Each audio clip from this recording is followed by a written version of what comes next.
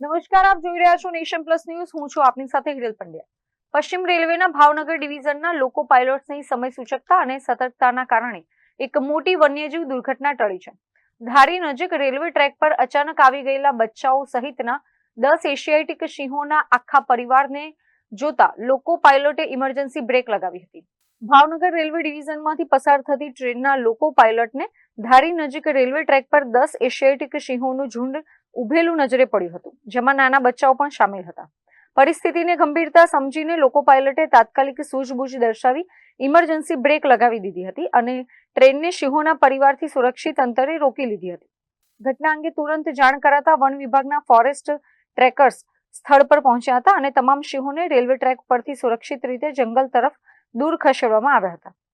અત્રે ઉલ્લેખનીય છે કે રેલવે અને વન વિભાગ વચ્ચેના બહેતરીન સમન્વય અને લોકો પાયલટની જાગૃતતાના કારણે જ ચાલુ વર્ષ 2026-27માં એપ્રિલ મહિનાથી અત્યાર સુધીમાં કુલ 43 જેટલા એશિયાટિક સિંહોને સંભવિત ટ્રેન અકસ્માતોમાંથી સુરક્ષિત બચાવી લેવામાં સફળતા મળી છે. રેલવે તંત્ર અને વન વિભાગના આ સુમેળભર્યા પ્રયાસોથી ગીરના રાજા સમાન એશિયાટિક સિંહોનું રક્ષણ થઈ રહ્યું છે, જે ખરેખર બિરદાવવા યોગ્ય કામગીરી છે. Rajan Gohil, Nation Plus News, Bhavnagar.